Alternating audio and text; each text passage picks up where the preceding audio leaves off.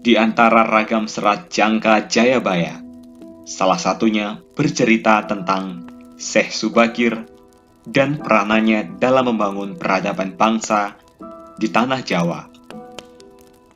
Konon ada semacam perjanjian antara Sabdo Palon sebagai pamomong atau danyang gaib tanah Jawa dengan Syekh Subakir sebagai penyebar agama Islam generasi awal di Jawa ini.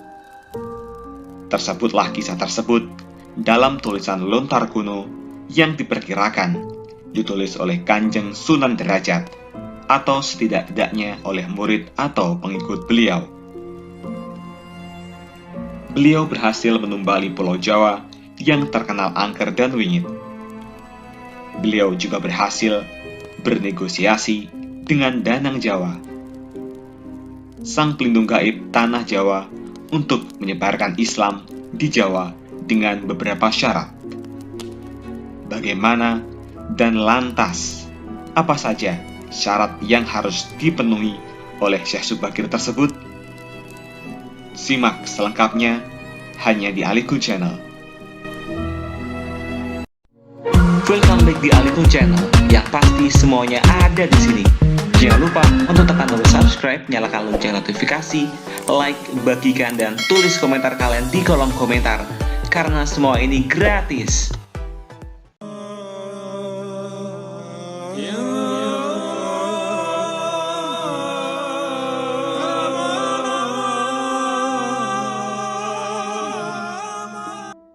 Nama Syekh Subakir sudah tak asing lagi bagi sebagian besar masyarakat Jawa. Beliau merupakan generasi pertama Wali Songo, dikenal sebagai orang yang berhasil menumbali Pulau Jawa yang terkenal angker dan wingit.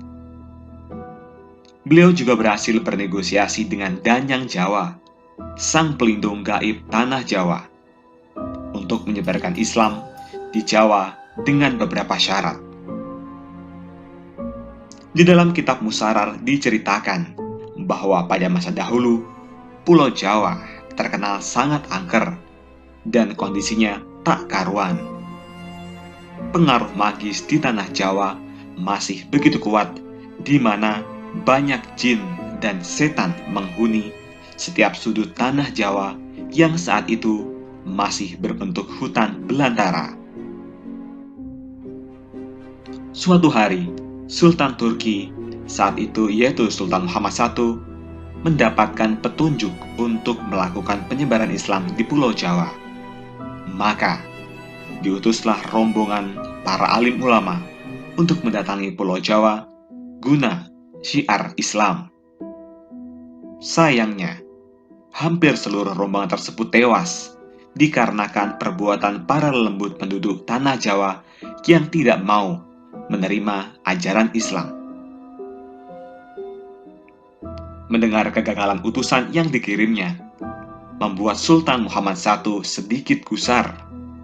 Akhirnya, ia pun memerintahkan seseorang yang terkenal alim, ahli ruqyah, memiliki kemampuan untuk berinteraksi dengan dunia gaib, serta memiliki keahlian dalam membabat tanah yang angker.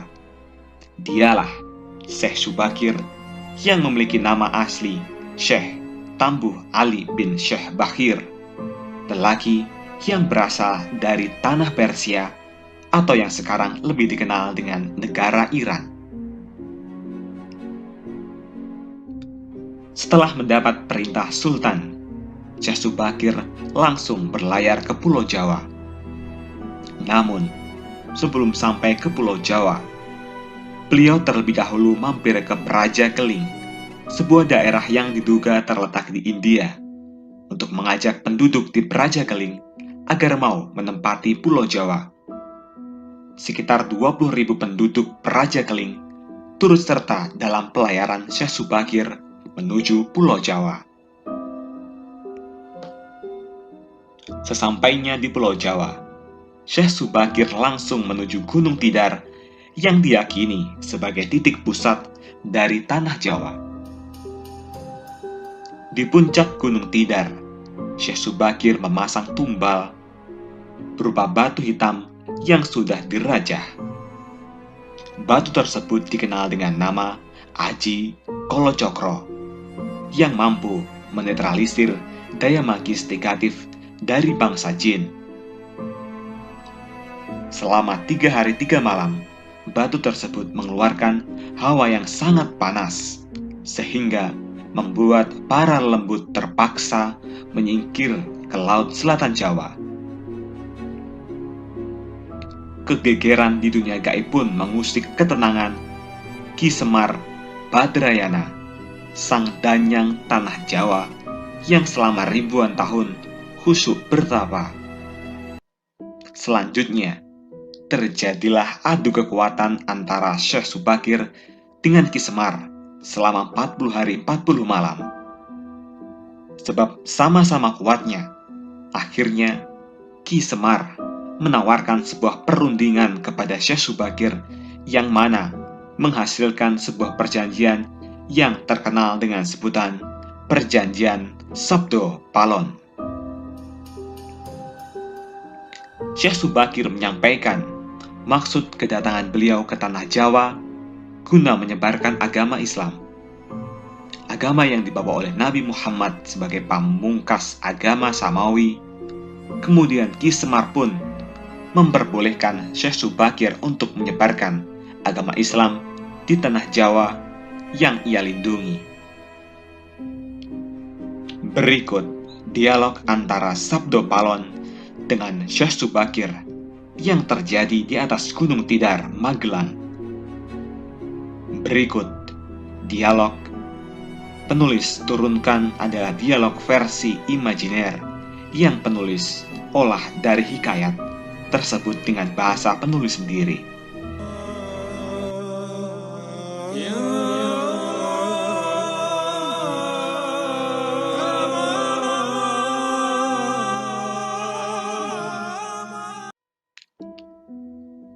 Syekh Subakir. Kisanak. Siapakah Kisanak ini? Tolong jelaskan. Sabdo Palon. Aku ini Sabdo Palon, pamomong atau penggembala tanah Jawa sejak zaman dahulu kala. Bahkan sejak zaman kadewatan para dewa, akulah pamomong para kesatria leluhur. Dulu aku dikenali sebagai Sang Hyang Ismoyo Jati, lalu dikenal sebagai Ki Lurah Semar Bodronoyo, dan sekarang zaman Mojopahit ini namaku dikenal sebagai Sabdo Palon. Syekh Subakir. Oh, berarti Kisanak ini adalah danyang atau penguasa tanah Jawa ini. Perkenalkan, Kisanak, namaku adalah Syekh Subakir, berasal dari tanah Syam, Persia. Sabdo Palon pun menjawab, ada hajat apa gerangan dengan Diko, rawuh, atau datang di tanah Jawa ini? Syekh Subakir menjawab, saya diutus oleh Sultan Muhammad yang bertahta di negeri Istanbul untuk datang ke tanah Jawa ini. Saya tiadalah datang sendiri. Kami datang dengan beberapa kawan yang sama-sama diutus oleh Baginda Sultan. Sabdo Palon menjawab, ceritakanlah selengkapnya Kisanak, supaya aku tahu duduk permasalahannya. Syekh Subakir pun menjawab, baiklah. Pada suatu malam, Baginda Sultan Muhammad bermimpi menerima wisik atau ilham, wisik dari Yang Akaryo Jagat, Gusti Allah, Zat yang Maha Suci lagi Maha Luhur. Diperintahkan untuk mengutus beberapa orang alim ke tanah Jawa ini. Yang dimaksud orang alim ini adalah sebangsa pendeta, brahmana, dan resi di tanah Hindu. Pada bahasa kami disebut ulama. Sabdo Palon menjawab, "Jadi, Jengan Diko ini termasuk ulama itu ya?"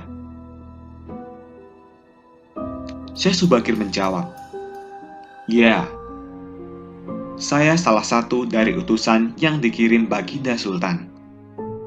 Adapun tujuan kami dikirim kemari adalah untuk menyebarkan pewarah suci atau ajaran suci, Amadar, agama suci, yaitu Islam." Sabdo Palon menjawab, "Bukankah Kisanak tahu bahwa di tanah Jawa ini sudah ada agama yang berkembang, yaitu Hindu dan Buddha yang berasal dari tanah Hindu? Buat apa lagi Kisanak menambah dengan agama yang baru lagi?" Syekh Subakir pun menjawab, "Biarkan kawula dasih atau rakyat yang memilih keyakinannya sendiri. Bukankah Kisanak sendiri sebagai danyangannya tanah Jawa lebih paham bahwa sebelum agama Hindu dan Buddha masuk ke Jawa ini, di sini pun sudah ada kapitayan atau kepercayaan, kapitayan atau ajaran asli tanah Jawa yang berupa ajaran Budi?" Sabdo Palon pun menjawab, "Ya, rupanya Kisanak sudah menyelidiki kaula Jawa di sini. Memang, di sini sejak zaman sebelum ada agama Hindu dan Buddha, sudah ada kapitayan asli. Kapitayan adalah kepercayaan yang hidup dan berkembang pada anak cucu di Nusantara ini." Syekh Subakir menjawab, "Jika berkenan, tolong ceritakan bagaimana kapitayan yang ada di tanah Jawa ini." Sabdo Palon pun menjawab, "Secara ringkas kepercayaan Jawa begini. Manusia Jawa sejak dari zaman para leluhur dahulu kala meyakini ada Sang Maha Kuasa yang bersifat tan kena kinoyo ngopo. Tidak bisa digambarkan bagaimana keadaannya. Dialah pencipta segala-galanya, Bawono Agung dan Bawono Alit, jagat besar dan jagat kecil, alam semesta dan alam manusia. Wong Jawa meyakini bahwa Dia yang Maha Kuasa ini dekat juga dengan manusia. Dia juga diyakini berperilaku sangat welas asih. Dia juga diyakini meliputi segala sesuatu yang ada. Karena itu masyarakat Jawa sangat menghormati alam sekelilingnya. Karena bagi mereka, semuanya mempunyai sukma. Sukma ini adalah sebagai wakil dari Dia yang Maha Kuasa itu. Jika masyarakat Jawa melakukan pemujaan kepada Sang Pencipta, mereka melambangkan dengan tempat yang suwung. Suwung itu kosong, namun sejatinya bukan kosong namun berisi Sang Maha Ada. Karena itu, tempat pemujaan orang Jawa disebut Sanggar Pamujan. Di salah satu bagiannya dibuatlah sentong kosong atau tempat atau kamar kosong untuk arah pemujaan. Karena diyakini bahwa di mana ada tempat suwung, di situ ada yang maha berkuasa. Syekh Subakir pun menjawab, "Nah, itulah yang menjadi ajaran agama yang kami bawa, untuk memberi ageman atau pegangan atau pakaian yang menegaskan itu semua, bahwa sejatinya di balik semua yang maujud ini ada Sang Wujud Tunggal yang menjadi pencipta, pengatur, dan pengayom alam manusia, bahkan lebih dekat dia daripada urat leher manusianya sendiri. Ajaran agama kami menekankan budi pekerti yang agung, yaitu menebarkan welas asih kepada alam gumebyar, kepada sesama titah atau makhluk. Lihatlah Sang Danyang, betapa sudah rusaknya tatanan masyarakat Majapahit sekarang. Bekas-bekas perang saudara masih membara, rakyat kelaparan, perampokan dan penindasan ada di mana-mana. Ini harus diperbarui budi pekertinya. Sabdo Palon pun menjawab, aku juga sedih sebenarnya, memikirkan rakyatku. Tatanan sudah bubrah, para pejabat negara sudah lupa akan dharmanya. Mereka saling sikut untuk merebutkan jabatan dan kemewahan duniawi. Para pandito juga sudah tak mampu berbuat banyak. Orang kecil salang tunjang atau bersusah payah mencari pegangan. Zaman benar-benar zaman edan. Syekh Subakir pun menjawab, karena itu, mungkin Sang Mahajawata Agung menyuruh Sultan Muhammad Turki untuk mengutus kami ke sini. Jadi, wahai Sang Danyang Tanah Jawa, izinkanlah kami menebarkan mewarah suci ini di wewengkon atau wilayah kekuasaanmu ini. Sabdo Palon pun menjawab, baiklah, jika begitu, tapi dengan syarat-syarat yang harus kalian patuhi. Syekh Subakir menjawab, apa syaratnya itu, wahai Sang Danyang Tanah Jawa? Sabdo Palon pun menjelaskan, pertama, jangan ada pemaksaan agama, dharma, atau kepercayaan. Kedua, jika hendak membuat bangunan tempat pemujaan atau ibadah, buatlah yang wagun atau bangunan luarnya nampak cakrak atau gaya Hindu Jawa, walau isi di dalamnya Islam. Ketiga, jika mendirikan kerajaan Islam, maka ratu yang pertama harus dari anak campuran. Maksudnya, campuran adalah jika bapaknya Hindu, maka ibunya Islam. Jika bapaknya Islam, maka ibunya harus Hindu. Keempat, jangan jadikan wong Jawa berubah menjadi orang Arab atau Parsi. Biarkan mereka tetap menjadi orang Jawa dengan kebudayaan Jawa, walau agamanya Islam. Karena agama setahu saya adalah dharma, yaitu lelaku hidup atau budi pekerti. Hati-hati, jika sampai orang Jawa hilang Jawanya, hilang kepribadiannya, hilang budi pekertinya yang adiluhung, maka aku akan datang lagi. Ingat itu, 500 tahun lagi, jika syarat-syarat ini kau abaikan, aku akan muncul membuat goro-goro. Syekh Subakir pun menjawab, baiklah, syarat pertama sampai keempat aku setujui. Namun khusus syarat keempat, betapapun aku dengan kawan-kawan akan tetap menghormati dan melestarikan budaya Jawa yang adiluhung ini. Namun, jika suatu saat kelak karena perkembangan zaman dan ada perubahan, tentu itu bukan dalam kuasaku lagi. Biarlah Gusti Kang Akarya Jagat yang menentukannya. Itulah sedikit percakapan antara Sabdo Palon dengan Syekh Subakir.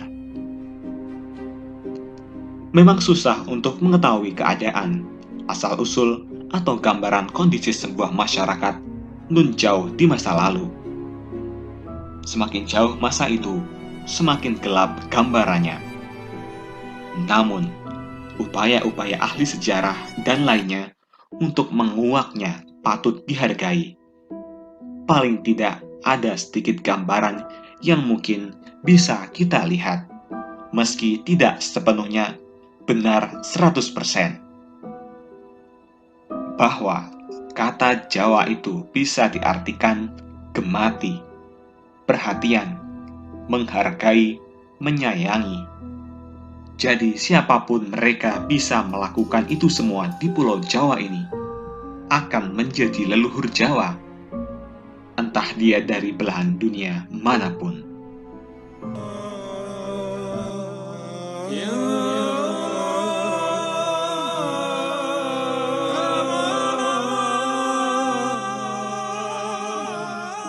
Itulah tadi bunyi perjanjian Sabdo Palon dengan Syekh Subakir.